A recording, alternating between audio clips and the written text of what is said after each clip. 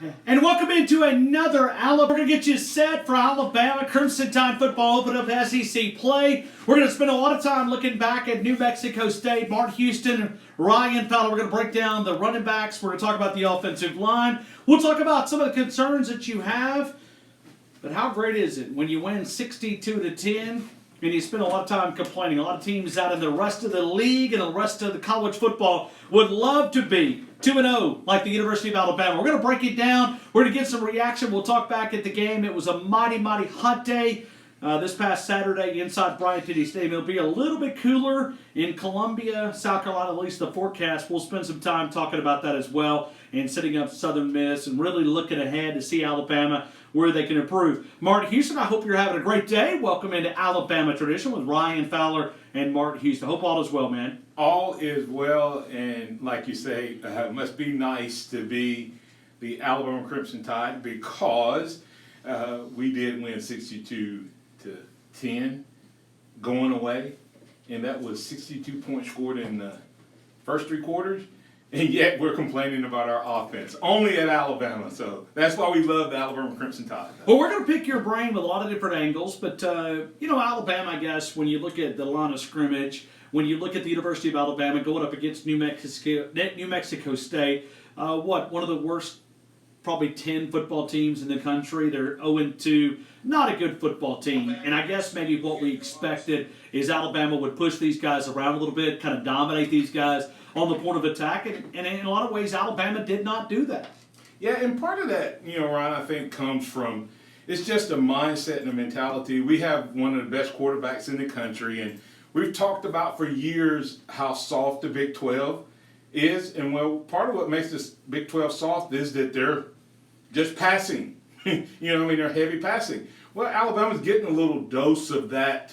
Let me see what's the best way to say it. Getting a little dose of that because we have such an elite passer. I think we spend the majority of our time or a lot of our time working on pass blocking, protecting that asset, which makes sense. But on the backside of that, I think it makes us a little less aggressive, not soft. I think there's a difference between soft and aggressive.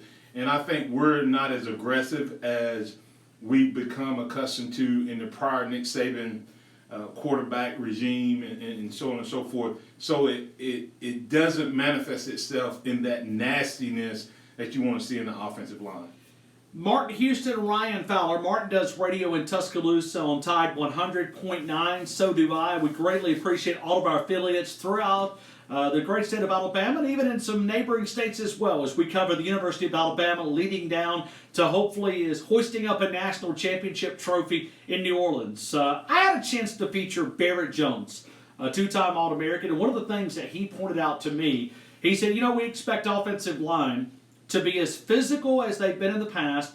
You don't get as many practices to get physical. You have a limitation on the number of times that you can actually go full contact. He said automatically when you start the season, you want Alabama or any other college football team to be physical. He said we do 7-on-7 pretty much year-round. Wide receivers, running backs. It's kind of to piggyback what you just said. He goes, and then automatically when we start, he said we expect the offensive line just to come out and punch people in the mouth. He said it doesn't happen that way. It doesn't happen that way, and I don't think it's going to happen that way. I've kind of resolved to the fact that we're probably not going to see that type of offense that we want to see, that you and I want to see. Sure. Because of, and I think sometimes people think I'm dogging Tua. I'm saying Tua is so talented that he changes an offense. He changes philosophies. He changes approaches. Because Tua in the RPO game is absolutely virtually unstoppable unless you trick him with a disguise. Well, what are offensive linemen taught to do in an RPO play, Ryan? They can't fire off and drive the guy as far off as they want to. They can only drive them how far? 3 yards, or they're going to be downfield. And they'll call it on Alabama where they don't call it on other people. Now what have they added because Tua has matured? Tua can come to the line of scrimmage and check with me. There was a couple times, and it happened in the Duke game and it happened in this game, where Tua looked out and said, "You're an idiot. You're 8 yards off of Jerry Jeudy, or you're 8 yards off of Ruggs, or you're 8 yards," and he raises up and throws the ball to him. Well, those are running plays. And so offensive linemen become tentative versus aggressive in a Tua-led offense, and so you miss that side of it as well. All right, so we want to spend some time certainly breaking down New Mexico State. Martin Houston, which played fullback at the University of Alabama, understands that position. 2 games in, I know we've picked on the offensive line, and I do think that when you add Deontay Brown and you add Emil Ikior back and Chris Owens, that you're going to have a really hard decision. Matt Womack's got a lot of experience. Nick Saban's going to have to settle on 5 guys, and he's going to have to run with them and begin to build some chemistry. You'll have a chance to do that. Deontay Brown comes back after the Southern Miss game. So 2 more games, and he's back. And I think he's one of the best offensive linemen. When you talk about run blocking, all the great things there that he'll bring to the table. Landon Dickerson's showing that mean streak. But I want you to spend some time looking at these running backs, because help me understand, and I know you addressed this earlier on your show that originates each morning and talking Alabama Crimson Tide football, but talk about these running backs for a couple of minutes. How can they really take that next step? Because I know you've addressed it, but how do they correct it? How do they just say, hey, go in with a different mentality and kind of take charge in that backfield? There's a lot of things. Most of the complaint with the offense, Ryan, is around the running game. And most people have settled on it being the offensive line. I think it's a combination of things. And I'll quickly get to those and then get to the running back. I think there's some issues with the coaching style has to get there. Our current running back coach, we miss Burton Burns. We hadn't talked about that 100%. The last 2 years, but we miss Burton Burns because he knew how to get these guys ready. And I'm not saying this guy doesn't, because we know he coached Saquon Barkley, he coached Hill over at Mississippi State. So he's going to get us there. It's just going to take a little time. Then our wide receivers don't block the way we had with Julio and Darius Stewart and those guys. We kind of have the finesse guys at wide receiver. So we don't get the long runs anymore. Okay? And then you have this jumble up with the offensive line, Ryan, that's going. Communication. They're not a unit yet. They're 5 individuals trying to play. And so what the running backs have to do until this happens, Ryan, is they have to help those offensive linemen by the way they run the ball. And what do I mean by that? And you've heard people say, and you may not understand it, but they say press the hole. Press the hole is one of the most important things a running back can do. When you press the hole, what that means is if you're lined up 7 yards deep, you get the ball at 5 yards, or you line up 5 yards deep, you get the ball at 4 yards, wherever it is. When you look up, Ryan, it looks like people are running free because the linemen have not engaged all of the players. Now think about this. Do you really think Landon Dickerson has a chance against a player like C.J. Mosley, or in our case, Alabama Shane Lee or Christian Henry in space? No. No. So what do you have to do? You have to run the play to make that linebacker come up and engage that, and so the lineman can engage him. And so our running backs right now, man, they're trying to make every play a big play. And so they're not pressing the hole. And what that means is they're giving up on the play too soon, and they're making a cut. Now think about if the ball is scheduled to go to the right shoulder of the guard, and the running back gets the ball, Ryan, and he sees somebody coming free on the right side of that guard, and he cuts to the left, that guard thinks he's where? He thinks he's to the right, so he turns that guy. And then all of a sudden, this guy runs free and hits the running back because the running back cut too quick. Now, sometimes guys come free because of the looping and stunning, but there's been quite a few times where our running backs are bailing on the play. They're not pressing the hole, making the linebackers come up, take their angles, because they're taught to take angles, and if you press the hole, those linebackers will run right into those linemen. Once they engage them, then the hole opens up. So now let me, because this is a layman's term question. I've never played running back. My next run will be my first. You hear people talking about the running back's got to be patient. Yes. Is that the verbiage that we're looking for? It's twofold. There's patience. You have to hit the hole hard, Ryan. Okay? On some plays are designed, it's going here, hit the hole. Okay? And in that case, pressing it means that you go up in there and it's a short yardage play. You're not wasting any time. You're getting your yardage and you make a quick cut at the line. Other plays and other setups, based on how they're blocking it, the patience means that you give that lineman, for instance, say a pulling guard. How many times have you seen a guard pull and the running back gets out in front of him and the linebacker tackles him? Well, it looks like he's going to get tackled, but if he keeps running, the block's going to happen. But they jump ahead. So it's a combination of those things. Part of pressing the hole is being a patient running back. Nobody did it. One of your favorite players, I know, Sean Alexander. Remember how Sean used to run the ball? He would come up and when he saw his hole, what did he do? He attacked it. But he didn't run up in there before the block had to happen, but he also didn't bounce out before it happened. All right, so Martin Houston's going to dive a little bit deeper. We're going to talk about Nick Saban. Is he right or wrong? He went after the fans a little bit, but then sort of pulled that back a little bit. Does he have a point? Does he have an argument? We'll also talk about a challenge that he's made to the rest of college football. You'll hear that coming up in a couple of minutes. Martin Houston, Ryan Fowler. This is Alabama tradition each and every week right here on Tide 100.9, the home of Alabama. Crimson Tide Sports. You have to trim that Alabama or that 100.9.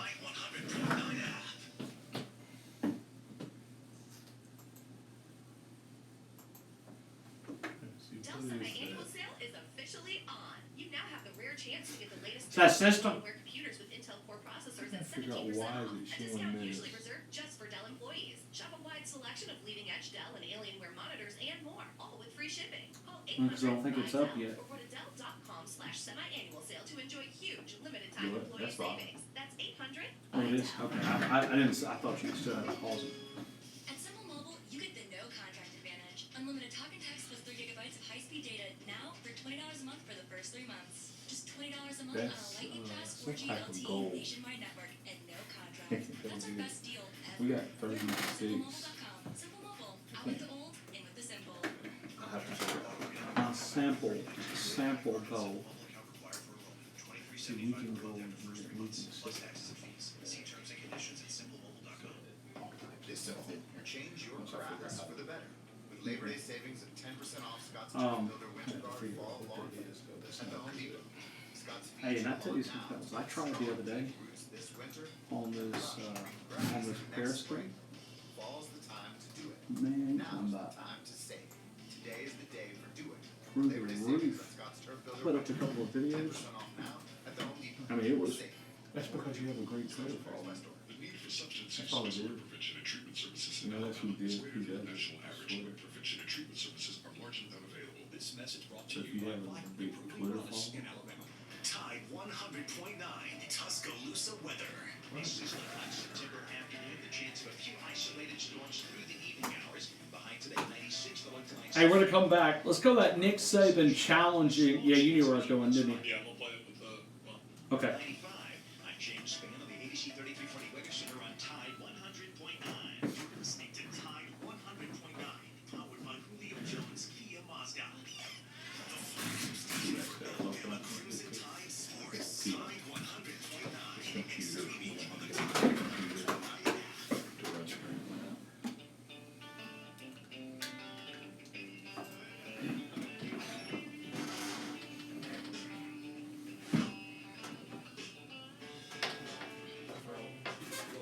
I've talked about this before, alright, so we try to schedule the best teams that we can schedule. And, we're trying to do that in the future as well. But we can only play the people who are willing to play us. I've said my opinion about playing 12 Power 5 schools. That's what I would rather do. So, but a lot of other people don't agree with that.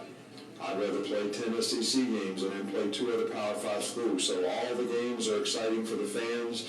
All the games are good football. You wouldn't have to go undefeated to get in the playoffs because you play a more quality schedule. I've been through and covered that ground 100 times. So, do I think we can get better in games like this? I do. If you approach the game right and you practice the right way and you prepare and you have the right focus and you play to your standard, you can get better playing anybody. But I'd rather play other teams. No disrespect to New Mexico State, Their coach works hard, their players play hard. But if it's my philosophy that we should play 12 Power 5 schools, I'd say the answer to that would be yes. But that's a philosophical answer. All right, and that's not the way it is. All right, so I don't know why you would ask me that question, as if I could do something about it, when I can't do anything about it. So we're playing the best teams that we can get to play us. Why don't you start calling around and see if you can get somebody else to play us, and we'll play them. We'll play anybody you get to play us. Nick Saban will play anybody. I mean, that's the old anywhere, any statement, anyhow, any way you want to do it. What I noticed, a little psychology here. Nick Saban's irritated. And a lot of it's irritation that he's been pushing a ball uphill a lot of different ways. And if you've noticed, Nick Saban has now moved to 10 conference games. Mm-hmm. He was at 9. So what he's doing is he's trying to trick his SEC peers into going, okay, hey, if you'll go to 9, and now he's moved to 10 and going, hey, we'll meet you halfway, we'll go to 9. It's perfect Nick Saban psychology. But to take there, quite a strong one from Nick Saban. He's probably one of the very few that can actually handle what he's talking about. You know, and that's what I've heard people complain all summer about Alabama's schedule. I've heard people dog Alabama's schedule. And I think Nick Saban, for the first time, just went ahead and said everything he's been wanting to say. You know, I mean, he didn't hold back. He did not hold back. I think he threw down the gauntlet to every commissioner, every conference, every coach in every other league that tries to dog Alabama and the SEC. He said, bring your best and I'll take it. You, commissioner of the Big 10, Pac-10, Pac-12, 15, whatever conference you're in, ACC, let's play. Bring them on. Call my AD right now. Pick up the phone, and we'll put you on our schedule, and we'll play you. We're playing, when he says we're playing the best team that we could get to play us. All right. Woo! And you know what? Drop the mic. Start calling some of these people out. Say, listen, hey, we tried to get this team. They said no. We're trying to get this team. They said no. We're trying to get this team. Go back and look at the money. And I don't have the exact figures, but if they paid New Mexico State $1.7 million to come to Tuscaloosa, go back and look, and the only sample size, and you say, well, New Mexico State is closer to Pullman, Washington, where they played Washington State the week prior. Go look at what they paid New Mexico State to go to Pullman, and go look at what they paid them to come to Tuscaloosa. About $1 million difference to come play Alabama. That speaks the sample size that you need. You're having to go out there, because think about it, okay? Martin Houston and I, we know Deontay Wilder. He's a heavyweight champion of the world, okay? And it's about like signing up to take an uppercut from the heavyweight champion of the world. Do you want to get hit by Deontay Wilder? No, thank you. Do you want to get hit by Deontay Wilder? No, thank you. And you just go line down through the different teams, and nobody says, hey, oh yeah, I'll take that hit from Deontay Wilder. Yeah, no one's going to line up. Who's going to line up for almost a guaranteed loss? Nick Saban, the other thing he said in there was also to the College Football Playoff Committee. I want to play those games because I think it's ludicrous and ridiculous that you have to be perfect in college football to be considered one of the better teams. If we start everybody playing Power 5 teams, then we will be able to get to a point where you don't have to be perfect in order to make it to the college football playoffs. I think that's one of Nick Saban's next goals, Ryan, is that everybody stop looking at the teams at the end of the year and going, oh, they only lost 1 game, they lost 2, so this is a better team. No, if Michigan runs the table and doesn't lose a game, it still should count that they got taken to the wire by Army and should have lost. I mean, that's just reality. It shouldn't count that because they came back at the end, that makes them a great team or a top 10 team. It's about what type of team you put on the field all year, and Nick Saban wants to get to that point. And unfortunately, he has to play New Mexico State, but I told people all summer, it doesn't matter who Alabama's played. They've beaten everybody. It doesn't matter. They're winning the games they're supposed to win by 50+ points, and then the games that are supposed to be close, they're still winning those by significant margins as well. So when you look at the University of Alabama, Nick Saban also had a chance to go after a little bit of the fans. And he was proposed the question about the student section, and he talked about how, if he walked around to every different person and said, hey, do you want to be number 1 or do you want to be number 4? He said everybody's going to say they want to be number 1, but are they willing to put the work in? I think he talked about be the beast. You got to be the beast if you want to do what the beast does, and all these different Nick Sabanisms that we hear in Tuscaloosa. Well, it's been a lot of conversation here. I tell you what, why don't we just go to the audio? This is the audio. Jacob behind the glass as always, producing Alabama tradition here with Martin Houston, Ryan Fowler. Let's go to Nick Saban, because I thought he really set this conversation up great when he talked about challenging the fans of supporting the University of Alabama. Look, I've talked about this. This is 2 minutes before. I don't know what happened to the first break. All it's got is the sweeper, and there's no more ads in it. That's why there was that break. So I don't. And people stay for 60 minutes in the game. All right, so from my standpoint, I always want to see the stadium full, and I want to see people stay for 60 minutes in the game. We expect our players to compete for 60 minutes in a game. I'm not satisfied with the way some of our players competed in the fourth quarter, the second team guys and all that. So, I'd like to see them get supported just like some of the people that, are fun to watch. All right, so I would love for the students to stay there for the whole game. And I know we've tried to enhance, with some of the things that we're doing to try to get them to do that, but that's a choice and decision they got to make. But all these things affect the program, all right? Because people come and we have recruits here and they want to see a full house and all that. So everybody wants to be a part of the team. Everybody wants to be number 1. But everybody don't want to do what the beast does. Everybody wants to be the beast, but they don't want to do what the beast do. So everybody got to make a sacrifice. You want to be the lion? Everybody got to do something. Right? Everybody wants to be number 1. If I ask that whole student section, all right, do you want to be number 1? Nobody would put their hand up and say, I want to be number 4. They'd all say, we want to be number 1. But are they willing to do everything to be number 1? That's another question. You can ask them that. I don't know the answer.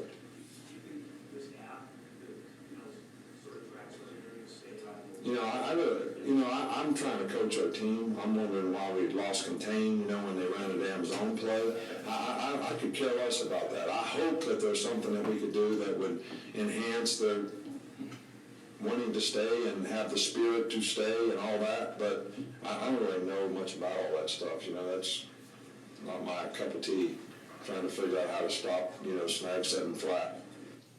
Do you know what snag 7 flat means, Martin Houston? Does that do anything for you? It doesn't do anything for me. It may be a play, or it may be just Saban saying something so that somebody goes back and reports it. It looked like an idiot. I don't know. It may be. You have to have some of these guys that use the terminology that played with Saban, but that was not the terminology that was used when I played. All right, Martin, I want to go back to January of 2007. And you say, Ryan, why in the world are you going to take me back there? Let me explain. Nick Saban stood up at the podium inside the football complex. At that time, it was not named the Malmore Football Complex. He addressed us and he talked about being a champion. He talked about our role in supporting the University of Alabama. And I got to admit, okay, I'm like one of these guys, and I'm coming clean here for just a minute. I think we have become a little bit complacent. I think we have a little bit of entitlement to us. And if you don't believe me, just look around a little bit. We're talking about not going out and wanting to stay in the heat and watch the game. And, you got programs right now, they would love to be the number 2 team in the country. They would love to be playing for a national title. They would love to have the opportunity to do what Alabama's doing. We'll never go through this in our entire life. My advice would be to embrace it. Embrace what's happening. Nick Saban is right. And you say, well, what does it really impact me showing up at a New Mexico State? Recruiting. Yes, and that's why Nick Saban, if you wonder why Nick Saban is so adamant about attendance and fan attendance, who's most likely to leave, Ryan, if they're dissatisfied? One of those backup players, right? So it's not just recruiting. Nick Saban, coaches used to have to recruit guys one time, and that was it. Great point. They used to have to recruit them one time. Once they got them here, they were good. It didn't matter if it was 10 fans there, or if it didn't matter if there was, the stadium was packed. The athletes were pretty much here unless they were willing to give up a year.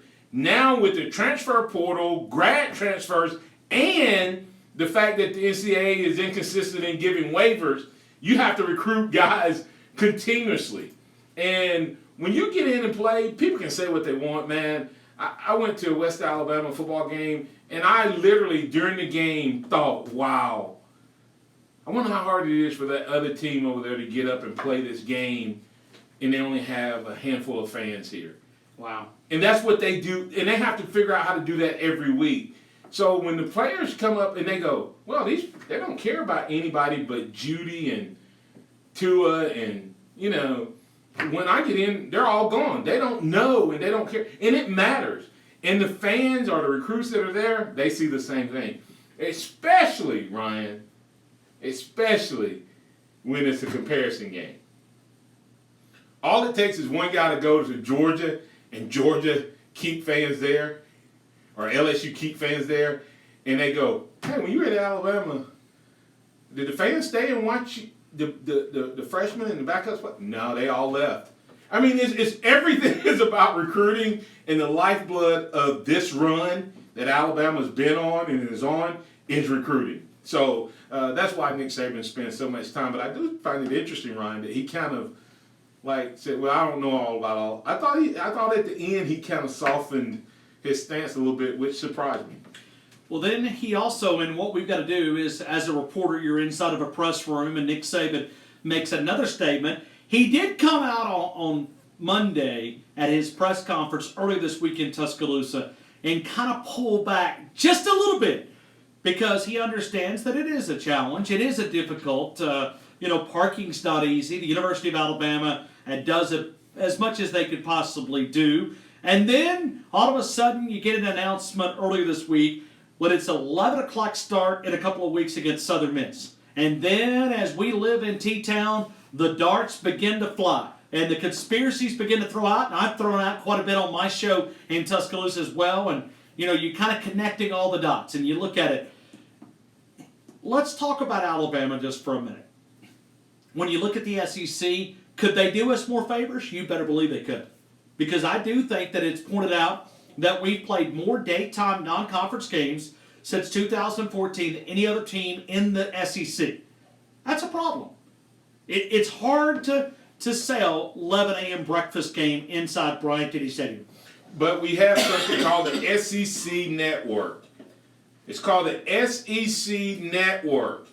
And who's going to get up and watch Vanderbilt and Kentucky at 11 o'clock? But they'll turn on and watch Alabama at 11 o'clock. So I'm telling you, it may be some behind-the-scenes conspiracy. It's also money. It's probably a combination of the both. Yeah, that's what I'm saying. It is absolutely a combination of both. And I think that Alabama's going to get the 2:30 games or the early games versus the night games because of our society. Our society has shifted. It used to be what game did everybody watch? The 2:30 game. Sure. Now everybody watches the night game. So you put a draw in the night game, but you don't put the biggest draw in the night game. You put the biggest draw at the 2:30 game. So it's almost a bit. It's a hindrance that Alabama's so good that you can put them anywhere and they'll draw. Yes, because everybody's still SEC Network. Check the ratings. When they put Alabama at 11 o'clock, it probably still rates as high as any other game that's on the SEC Network, and that's what it's all about. They're trying to sell. They're trying to sell spots on the SEC Network, and when every chance they get, they're going to put Alabama at 11 o'clock against the Southern Miss if they can draw the eyes to the television, because they can't put anybody at 11 o'clock and draw, and they lose money, I think, sometimes when they have to put the Vanderbilt versus UMass at 11 o'clock. Yeah, nobody's going to watch it. Right. I mean, I'm not trying to be hateful. I'm just trying to be honest. Right. So you look at Vanderbilt in Massachusetts. It's not going to draw much. Right. All right. So, but think about it. Okay, we always look at it. I try to do this in the University of Alabama. A lot of times you'd have a lot of classes that would challenge you to look at the other perspective. Really, when you begin to look at some of your grad and upper class work, they challenge you to go the other side and try to defend that angle. So let me go to the other side just for a minute.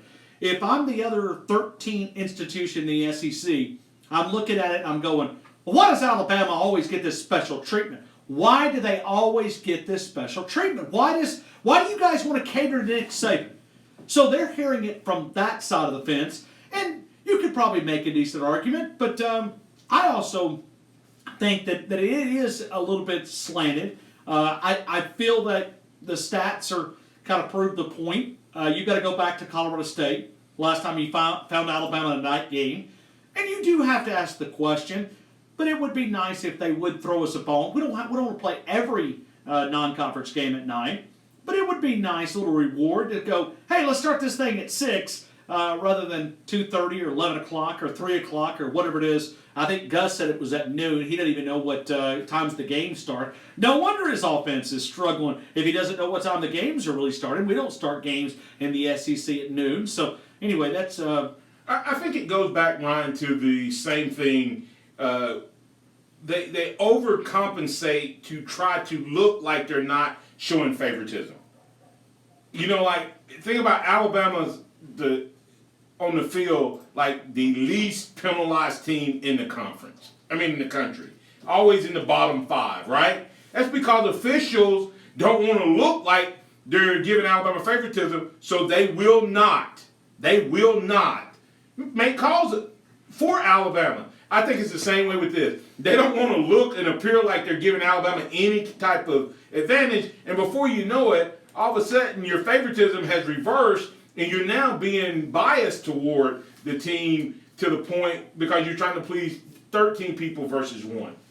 All right, so let's go to the other side of the football because we spend a lot of time talking about the offensive side of the football. We're going to spend a little time talking about the defensive side of the football. We're going to set up the South Carolina game. We're going to talk about it. We're going to break it down from so many different angles. This is Alabama tradition. This is something brand new that we just started here in the 2019 season. Alabama tradition. Mark Houston, Ryan Fowler. Jacob is always behind the glass producing Alabama tradition. We'll continue right here as we move in that direction. Right here on Tide 100.9, the home of Alabama Crimson Tide Sports.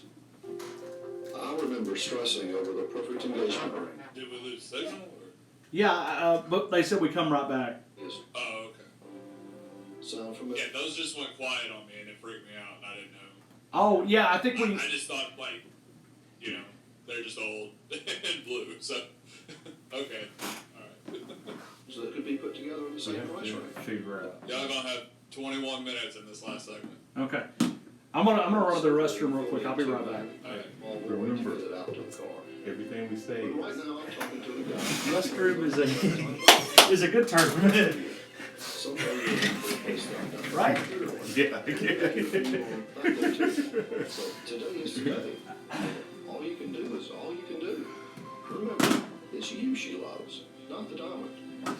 Ventura Nassau George on McFarland Boulevard, just past Ruby Tuesday in the Tuscaloosa Gallery.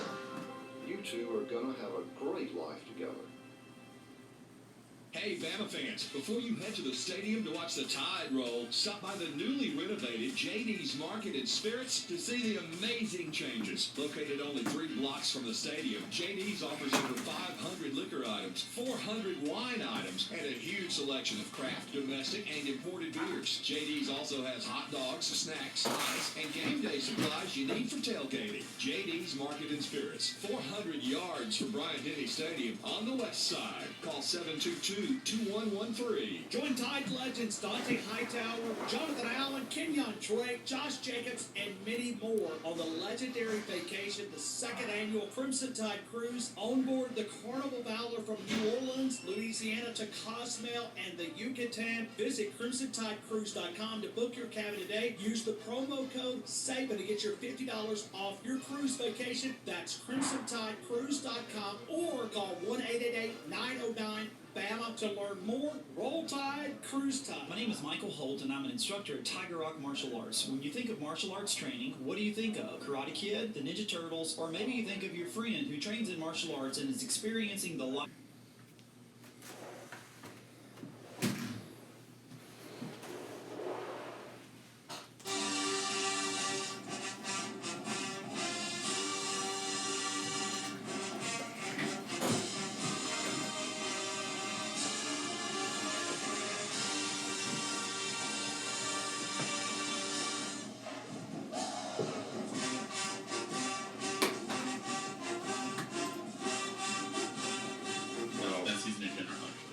What year are we in now?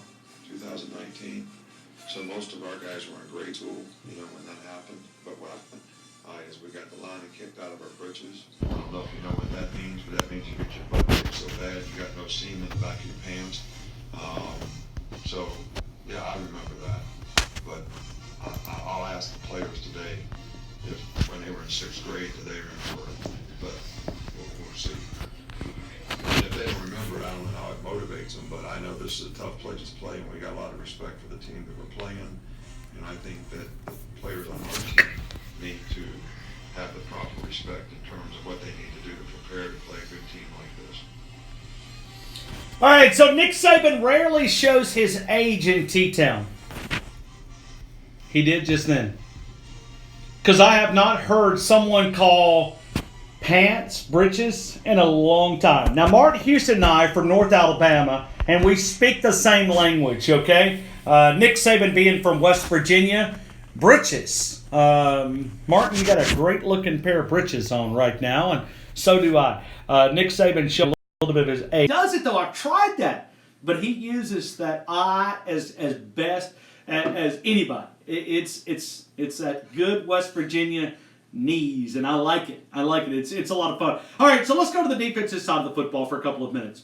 Let's take the true freshman at the middle linebacker spot, Shane Lee. How pleased are you with this young man? And it's a superstar in the making in T-Town. Yeah, I think that Shane Lee and a lot of people think that Christian Harris was ahead of Shane Lee. I thought Shane Lee was a better linebacker than Christian Harris. He was just training as the Mike linebacker. And Christian Harris was training as the Jack linebacker. So when what's the name went down, they just moved up the Jack linebacker that already knew it. But I got to go to a scrimmage. Well, guess who came out the second series as the Jack linebacker? Shane Lee. So Shane Lee was running second team as Mike behind Mosley and running second team behind Christian Harris. That's a lot of responsibility. For a freshman. And to have learned the other position that quick that he was already second team by the time the scrimmage got there when Josh McMillan went down showed me that this kid was ready. And he has it all. He doesn't have he's not the small guy like, they've kind of been going to. I like the way he looks. He looks like he likes football. He likes old school football. Now you were a fullback that took on a lot of those big linebackers. As you and I have talked multiple times, he doesn't look like a freshman.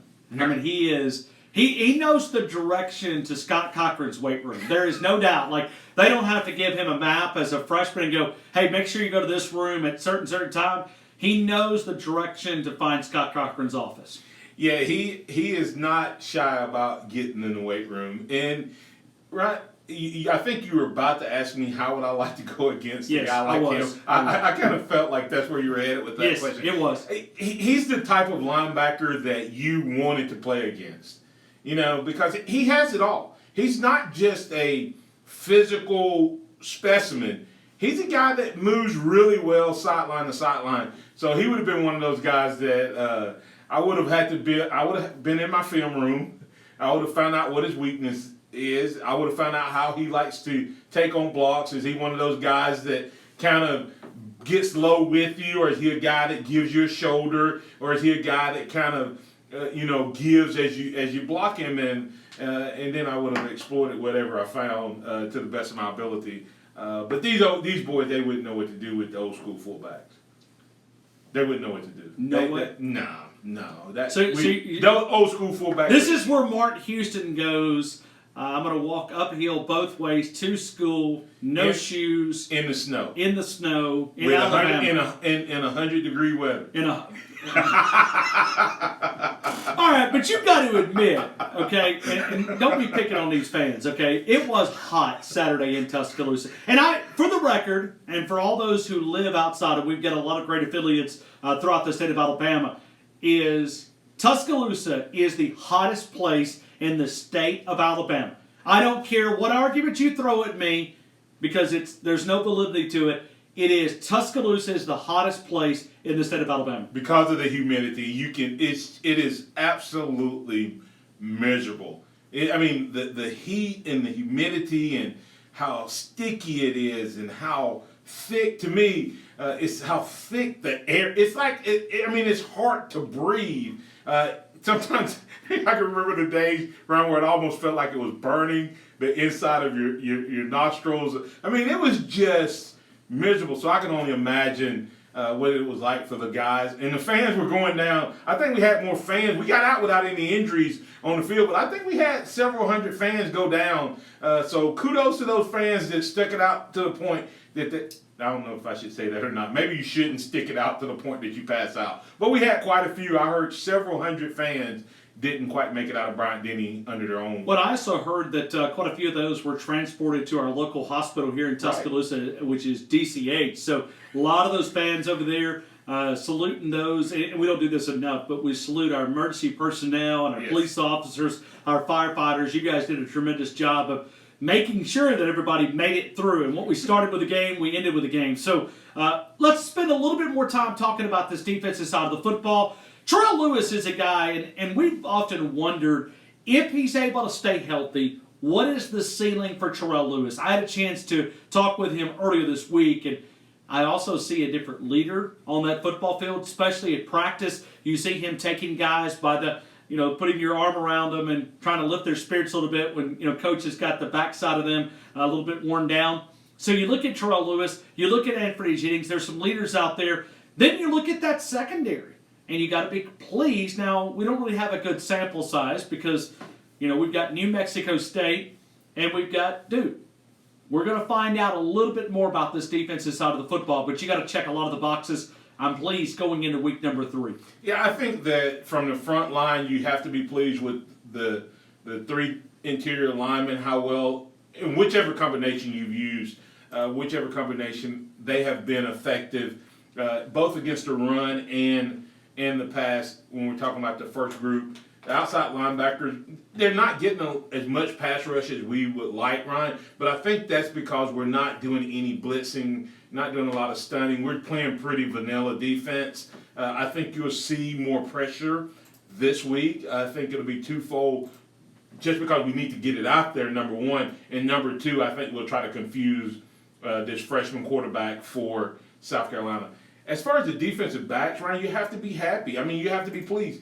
They have gotten the first 5 or 6 guys. Now they're getting guys like Jordan Battle in early, Daniel Wright in early. Those guys didn't come in, at the end of the game. They actually came in when the game was still on the line. And I saw Jordan Battle in the scrimmage I got to see, and I came back on my show and I said, this is a guy who's going to remind people of Mark Barron and HaHa Clinton Dix. He's going to be that type of safety. We haven't had one of those in a while. He's going to be that type of safety, I think, before he leaves. And so we're going to spend a lot of time talking some Alabama Crimson Tide football. Let's stay on the good note of things. We talked about the defense. How do you like Will Riker? 48 and a 49-yard kick, and he had plenty of distance. You talked about it the week prior. Remember what you said? It was one of the uprights he hit on one side, then he went to the other side. You said he maybe just tried to overcorrect a little bit.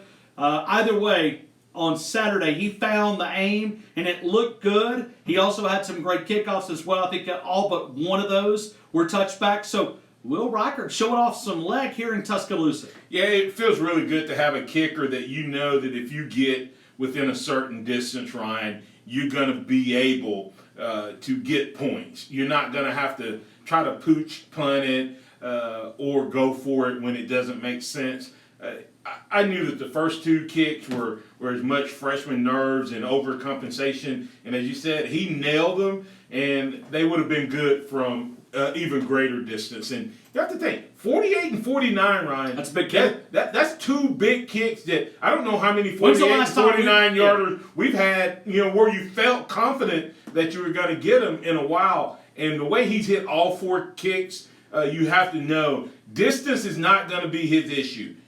It's going to be the accuracy, and he showed that he can get that right this week. All right, so let's go to South Carolina. When you look at Muschamp and Nick Saban working together for 14 years, when we talk about combined years, I guess you know somebody if you're around them 14 different years. Unfortunately for South Carolina, I don't think they've got the personnel. You talk about Jake Bentley a couple of weeks ago going down with an injury. You're having to start a true freshman there when you look at South Carolina and you begin to kind of break them down a little bit, spend some time looking at this matchup. It really favors Alabama. And you always go to Vegas when you talk about the experts in the desert. This line opened up late Sunday at around 21 points. It immediately shot up to like 24, 25, 26 points. But Helinski is a pedigree when you talk about quarterback. He had a big day against Charleston Southern. But it's not Charleston Southern that you're going to be lining up at 2:30 on a CBS game as CBS first initial game of 2019 is going to be Alabama, South Carolina. Just some initial thoughts as we try to break this Gamecock Crimson Tide game down. I don't think I don't think it's going to be what happened whatever number of years ago in 2010. I think you can throw that out the window. I think that game actually played huge dividends in Alabama becoming the dynasty that they are, because early on in this dynasty, Nick Saban was able to reiterate his message of you have to take every offseason and every game serious. This game is one of those they will take serious. It's the first SEC game. Ryan, I just don't think Will Muschamp can get it done. I didn't think he could get it done at Florida. He couldn't, and I definitely don't think he can get it done at South Carolina. Are they better than what he inherited? Yes. Are they even in the category in terms of talent of the top 4 or 5 teams in the SEC? I don't think so, and I'm not impressed with him as a coach. And they got a freshman quarterback who he may be good down the road, but he's not ready for his first big-time action to be against Alabama in this game. Could you imagine lining up against a Nick Saban as a true freshman? And you're looking at a Nick Saban-style defense that includes, the linebackers who we spent a lot of time, Raekwon Davis, which is beginning to play in his own and beginning to get a lot of blockers off of him and being able to get some dominant defensive play. Terrell Lewis, Anthony Jennings, the Shane Lee. If they stay in more of the base formation, get away, because they played a lot of dime on Saturday with Christian Harris back in there. You look at DJ Dale, you look at that defensive line, and you look at that secondary. There's not going to be as many gaps in that secondary as there was against Charleston Southern. So make sure you eat your Wheaties, young man, because you're probably going to need them on Saturday afternoon in William Bryce Stadium there in Columbia, South Carolina. Yeah, to me, South Carolina is one of those teams, Ryan. Ever since they've been in the SEC, everybody keeps waiting on them to look like they belong. And they had that 1 year where Spurrier won 11 games or something. But other than that, they've kind of been just barely better than 500 probably most years. And it's just they're Auburn in the state of South Carolina. I mean, that makes sense. They're the Auburn of South Carolina. You have Clemson up the road. All of the top players are going to choose to go there. So what Muschamp's going to bring into the game Saturday is a lot of hope, a lot of excitement. And he's a good defensive coach. But you're not going to beat this Alabama team with just the defense. But how concerned are you? Because, we talk about SEC performers and defensive linemen. I think that's one of the things that separates this league from some of the other leagues is when you look at defensive linemen. We've got quality defensive linemen. You go to Mississippi State, you go to Ole Miss, Arkansas. They're big defensive linemen. And when you talk about stopping our run that's really been ineffective up into this point, you kind of put it all on the shoulder of Tua Tagovailoa. Bold prediction. I think, well, first of all, you're going to put on Tua Tagovailoa whether they're stopping the run or not. But I'm going to make a bold prediction. I think this will be the best run performance game we've seen. But I put that in the caveat. If we're committed to the run. Ryan, Tua makes it hard to commit to the run. I mean, when you score, think about, Ryan, how did we get to know those running backs? We had 12, 14 play drives. How many drives do we have with Tua Tagovailoa that a running back gets more than 1 or 2 carries per drive? He's throwing the ball. We're scoring on 5 or 6 plays, 5 or 6, 7 play drives. And I think that they're going to have to make the decision and commit to the running game. And here's the thing, Ryan, I want them to do it for this reason. I don't care if we win by 30 or 50. I want to see us win. I don't care if we win by 14 or by 21. I want to see us run the ball. And I think Nick Saban is getting to that point where that's what he wants to see. That's why I say that against South Carolina, we're going to see more of a commitment to the run. And we're going to finally, you and I will be happy. We won't be thrilled because it's not going to look like the running game of, A.J. McCarron era. Hear me out a little bit. And this is going to sound really, really weird because I've always got these scenarios, okay? I didn't appreciate Lane Kiffin as much as I should have appreciated Lane Kiffin. And that may irritate some folks. That may make some people smile. Either way, it's my opinion when you look at Lane Kiffin. And there was a couple things that I always just did not enjoy watching. And that was those darn jet sweeps from Lane Kiffin. But it was way that because if you remember one of the years, we had Derrick Henry who rushed 395 times, and it was a Heisman winning campaign, but we wore him out. I mean, he was tired at the end of the season. Any chance, and we've only got a couple of minutes left in the show, you could see things like that with all those wide receivers. I mean, think about Jalen Waddle or Henry Ruggs coming on that side with that speed and kind of getting one of those toss-ups and that speed, that momentum. Long as you can get those in contained, you got a lot of way to run. If we don't see it, then something's wrong with Nick Saban and Sark and all those guys. If you don't use those guys on jet sweeps where you give them the ball in space and they can make guys miss, where they have a chance to set people up. So I very well, I'd be shocked if we don't see that as a growing part of the game. And that may be how Alabama compensates for the running game if we don't get the running backs going. Give me a prediction real quick. I'm not ready to give my score yet. I like to look at it a little bit more, but I do think Alabama wins by 4 scores, either a 24-28. So you're right there with Martin Houston, with the experts in the desert. They've got it about 24.5 as we travel hours away from Alabama and South Carolina. Jacob, you want to throw in a score real quick with us? Jump into the participation. I'm not sure that I'm set on a score either. My heavens! Come on, guys! Indecisive. It's actually going to be kind of close. Not like South Carolina has a chance to win close, but just closer than we're accustomed to over the past few years. And I add to the reason I say 24-28. I think we're going to run the ball, and that's going to keep the score from getting high. But I think defense with this freshman, we're going to get a defensive touchdown, and we're going to get a special teams touchdown. And I think that's what puts it back over that ticket. All right. So I'm looking at 42-10. I don't think that South Carolina is going to be that dominant. I like 42-10. I think Alabama gets the job done. I mean, why not? Let's go beat somebody on the road. Get a little confidence for a youthful team and some experience, and find a way to come back and take care of Southern Miss and Ole Miss. Get a bye week, and then we'll go to Texas A&M and see what the Aggies are made of. If Clemson left anything for us. And hey, if you're listening out there right now, I want to remind you that you can go back and listen to the show in its entirety on Facebook. We have a Facebook page, Alabama Tradition.